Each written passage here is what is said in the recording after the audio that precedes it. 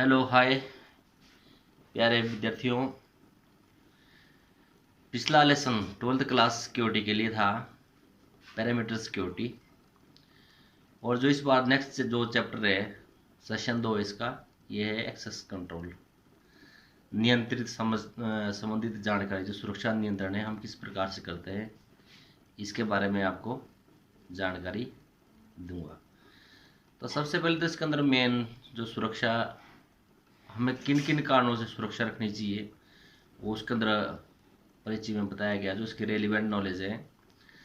For security reason we practice some form of access control, we look over doors to keep out thieves in bigger premises where number of visitors is large. It became necessary to monitor, control access and record the movement of people.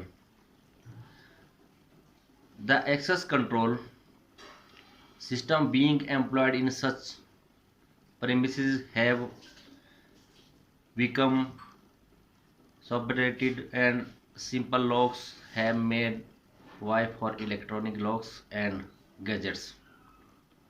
अगर मैं इसको हिंदी में बताऊं आपको, सुरक्षा कारणों से हम किसी ना किसी रूप में पहुंच को नियंत्रित करते हैं। हम चोरों से बचने के लिए दरवाजों पर ताला लगाते हैं। बड़े परिसरों में जहां पर आने जाने वाले लोगों की संख्या अधिक हो, यह आवश्यक है कि लोगों की आवाजाही पर निगरानी रखी जाए, उनकी पहुंच को नियंत्रित किया जाए और उनकी आवाजाही को रिकॉर्ड किया जाए। ऐसे परिसरों में लगाए जाने वाली पहुंच नियंत्रण प्रणालियां अत्याधुनिक हो गई हैं और साधारण ताले का स्थान इलेक्ट्रॉनिक तालों और उपकरणों के लिए ने ले लिया है। इसमें बताया कि सबसे पहले we enter the classroom through the door. Now let us look at it as an entry point. Just stop and ponder about it as being a means of controlling and monitoring the access. It can be done by installing visitor counting device, a control system such as transistile depend upon the vulnerability and value of assets we cater for security. Accordingly, we choose either a simple wooden door or a thick steel door. The elaborate looking device, for example the one we found in bank strong room। हम कक्षा में दरवाजे से प्रवेश करते हैं। हम इसके प्रवेश बिंदु को देखते हैं। यहाँ पर रुककर इसके बारे में पहुंच को नियंत्रित करने और उस पर निगरानी रखने के साधन के रूप में विचार करें।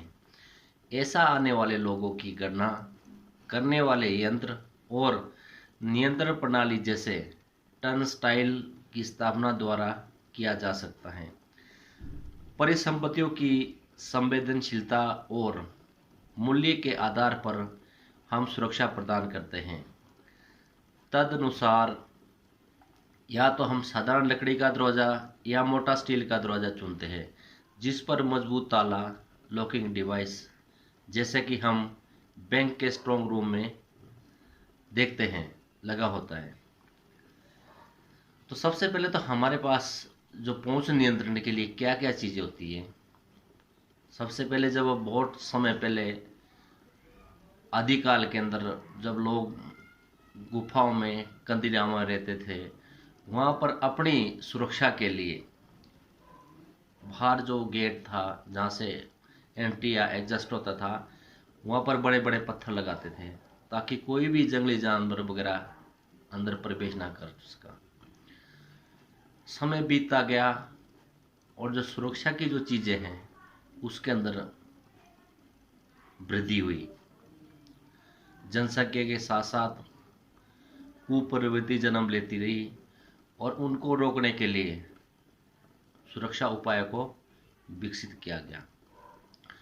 तो सबसे जो बड़ा हमारे पास है जो सुरक्षा में के लिए जो बहुत ज़रूरी है, अमूमन आपने घर में देखा होगा लोग ताले का उपयोग करते हैं ताकि कोई भी अनऑथराइज पर्सन आपके घर में ना घुस पाए। तो जो सबसे बड़ा हमारे पास डिवाइस है सिक्योरिटी का जिससे हम सुरक्षित रख सकते हैं घर या कोई भी चीज़, वो ताले हैं। एक lock is the most common counter instruction and access control device. Locks are the mainstay at domestic and residential security. These have evolved over the years, and leather lock, code open locks, combination locks, multiple die locks and electronic locks are now easily available. जैसा कि आपने देखा होगा, सबसे पहले अब अगर हिंदी में इसका अनुवाद बताऊं मैं आपको, जो ताला है वो सर्वाधिक सामान्य घुसपैठ रोधी और पहुंच नियंत्रण वाला यंत्र है। यह घरेलू आवासीय सुरक्षा ताले सबसे अधिक महत्वपूर्ण होते हैं। पिछले कई वर्षों में इसका काफ़ी विकास हुआ है और अब lever locks, code operated locks, multiple die locks और इलेक्ट्रॉनिक लॉक्स सरलता से आपको ये कहीं भी मिल सकते हैं। उसके बाद इलेक्ट्रोमैग्नेटिक कार्ड रीडर, जैसा कि आपने देखा होगा कि जो भी हमारे आधार कार्ड वगैरह है या पैन कार्ड वगैरह है या हमारे कोई भी एटीएम कार्ड है, इसके अंदर एक मैग्नेटिक चिप लगी होती है जिसके अंदर आपका जो पूरा डाटा है उसके अंदर पहले से फिलअप होता है। और इसके अंदर जब तक कोई भी गुप्त कोड या कोई भी आपका जो कॉन्फिडेंशियल कोड है, जब तक इसके बारे में किसी को जानकारी ना हो तब तक आप इसको कोई भी दूसरा व्यक्ति यूज नहीं कर सकता है। तो इलेक्ट्रॉनिक कार्ड रीडर ये एक कार्ड आधारित पहुंच नियंत्रण प्रणाली है जिसमें डाटा मैग्नेटिक स्ट्रिप में होता है, जैसा कि क्रेडिट और डेबिट कार्डों में होता है। जब कार्ड को मशीन में स्वाइप किया जाता है, इसमें डाला जाता है, तो रीडर हेतु कार्ड के एनकोडेड डाटा को पकड़ लेता है। यह इस डाटा की तुलना मेमोरी के डाटा से करता है और दोनों के समान होने पर ये रिले करता है, जिसको कि जानकारी आगे भेजता है, जिसके परिणाम स्वरूप दरवाजा या गेट खुल जाता है। इस प्रणाली की कमी बार बार उपयोग से कार्ड का जल्दी खराब होना या डेटा की क्षति होना। एक कार्ड औसतन 18-30 माह तक चलता है। इस प्रणाली का वाणिज्यिक और औद्योगिक क्षेत्रों में व्यापक प्रयोग होता है। ये कार्ड रिप्रोग्रामेबल होते हैं। यह चाबियों की तुलना में अधिक सुविधाजनक होते हैं, जो कि अक्सर गुम हो जाती है। कार्ड रीडर कार्ड धारक के प्रवेश और निकास के संबंध में उपयोगी डेटा उपलब्ध कराता है। नेक्स्ट जो आपका है यह है प्रॉक्सिमिटी कार्ड रीडर। तो प्रॉक्सिमिटी कार्ड रीडर के अंदर भी सेम यही चीज़ें होती है। ये क्या होता है कि निरंतर जो रेडियो जो फ्रीक्वेंसी है सिग्नल प्रसारित होता है, जो कि कार्ड को ऊर्जा प्रदान करता है। जब कार्ड को रीडर के एक निश्चित दूरी पर रखा जाता है तो कार्ड आरएफ सिग्नल लेता है और कार्ड को एक विशिष्ट पहचान कोड भेजता है। यह प्रक्रिया माइक्रो सेकेंड्स में पूरी हो जाती है। दिल्ली मेट्रो रेल कॉरपोरेशन यात्रियों को प्रवेश अनुमति देने के लिए इस प्रौद्योगिकी का उपयोग करता है। यात्रियों को जारी और टोकन इसी सिद्धांत पर कार्य करते हैं। इस प्रणाली के कुछ लाभ है निम्नलिखित हैं। तो सबसे बड़े इसके जो लाभ है, इसके क्या लाभ है? लॉन्ग कार्ड लाइफ, जो कार्ड का जो समय है ये अधिक समय तक चलना, ठीक है, अधिक समय तक ये कार्ड चलता है। Card can be read through purse wallet, जो आपका जो कार्ड है वो वॉलेट के अंदर भी, अगर जेब के अंदर है आपके पास, वहाँ से भी इसको ये काम करता है, यहाँ से भी इसको रीड करता है machine. Card can reader orientation is not critical, card और रीडर का आमने सामने होना अनिवार्य नहीं है।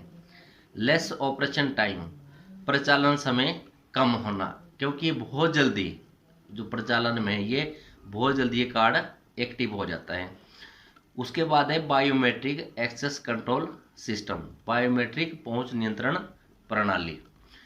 इसके अंदर बताया गया कि जैसे biometric access control system record and store the detail of human body such as fingerprints, iris and face for gaining access the card holder enter identity number and present the concerned body part to the biometric reader. The reader compares the body part with the user unique template. If the images match the reader activities, access control system to permit entry to the premises. Biometric पहुंच नियंत्रण। Biometric पहुंच नियंत्रण प्रणालियों में मानव शरीर जैसे अंगुलियों के निशान, आंख की पुतलियां और चेहरे का जो विवरण जो रिकॉर्ड है वो किया जाता है। अंदर जाने के लिए कार्ड धारक पहचान पत्र संख्या प्रविष्ट करता है और शरीर के संबंधित अंग को बायोमेट्रिक रीडर की ओर रखता है। रीडर शरीर के भाग की प्रयोक्ता को विशिष्ट टेम्पलेट्स से तुलना करता है। यदि छवि मिलती है तो रीडर पहुंच नियंत्रण प्रणाली को सक्रिय कर देता है ताकि प्रयोक्ता परिसर में प्रवेश कर सके। जो नेक्स्ट इसका अमूमन आपने देखा होगा जितने भी बच्चे हैं आजकल स्कूलों में भी बायोमेट्रिक मशीनें लगी हुई है। वहाँ पर जब भी उपस्थिति लगती है, अटेंडेंस लगती है, तो वहाँ पर आधार कार्ड से मैच है शायद वो, और जहाँ आपके जो अंगुली है जब आप अपना आधार कार्ड वगैरह नंबर डालते हैं और अपना कोई भी आप अंगूठा या अंगुली लगाते हैं तो वो वहाँ से एक्सेस कर जाता है और आपकी जो हाजिरी है और लग जाती है। आधार कार्ड के ऊपर आपके पूरे आइरिस वगैरह, फिंगरप्रिंट वगैरह, आपका जो फेस रिकॉग्नाइजेशन है कंप्लीट उसके अंदर डाटा आपका सेव है। जब भी आप कहीं इस प्रकार से कोई भी चीज़ यूज करते हैं तो वहाँ पर आपका मैच होना बहुत ज़रूरी है।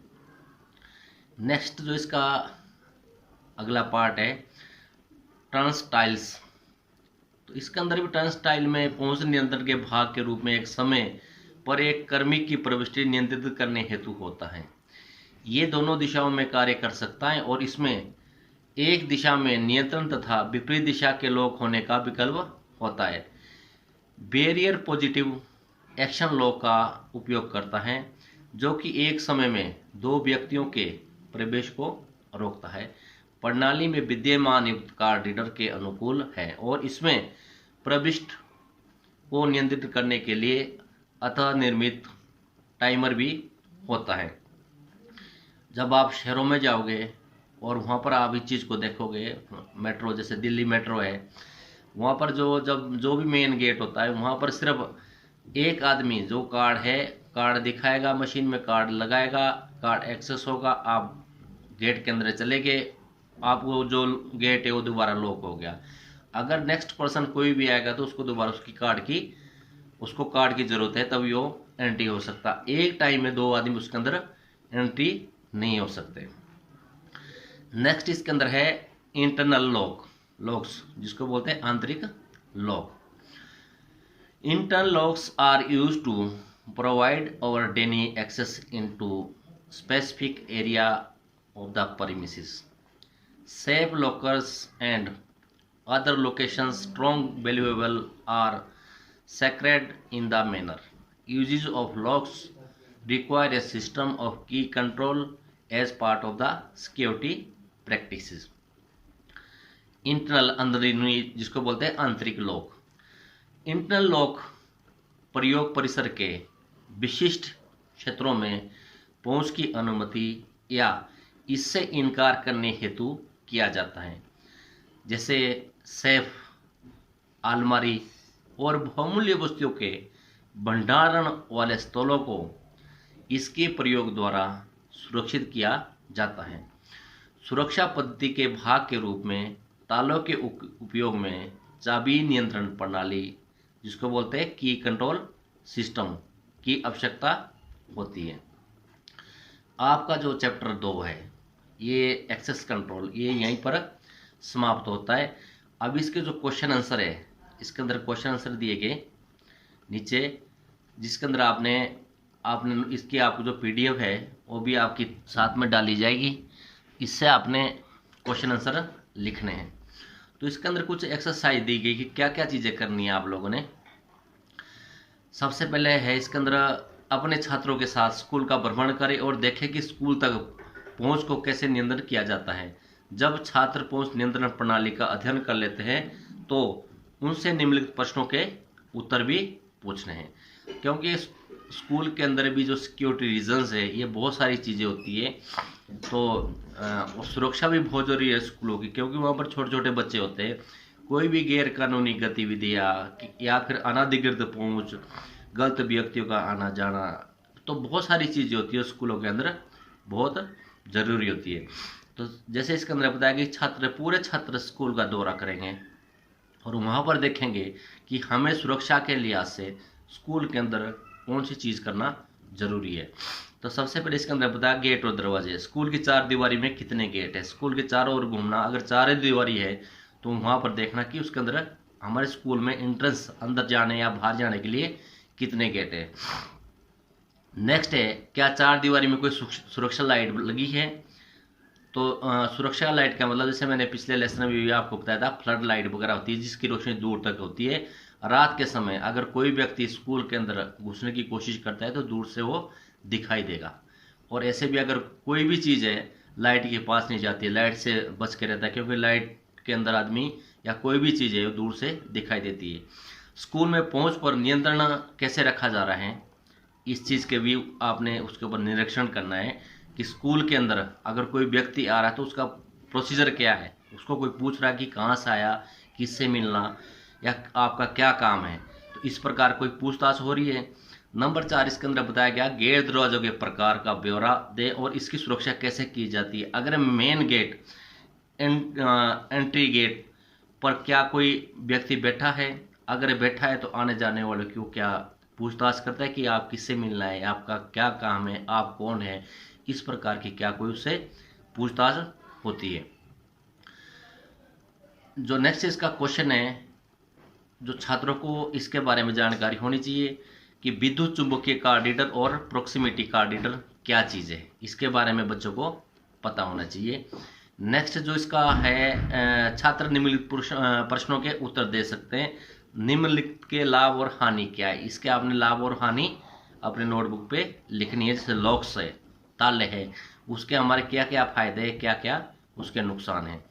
विद्युत चुंबकीय कार्डिटर क्या चीज़ है वो भी आपने लेसन में मैंने पहले भी आपको मैं बता चुका हूँ। प्रोक्सिमिटी कार्डिटर क्या है, बायोमेट्रिक पहुंच प्रणाली नियंत्रण क्या है, इस प्रकार से आपने कंप्लीट इस चीज़ का आपने लिखना, पहले पढ़ना है। वीडियो आपने आराम से वीडियो देखनी है। वीडियो के साथ भी मैं PDF डालूंगा और अलग से भी मैं आप जो छात्र है मैं व्हाट्सएप ग्रुप के माध्यम से आपको इसकी PDF मिल जाएगी। वीडियो सुनने के बाद आपने PDF से इसको क्वेश्चन आंसर आपने अपने जो फिर आपकी नोटबुक है उसमें आपने लिखने हैं। धन्यवाद।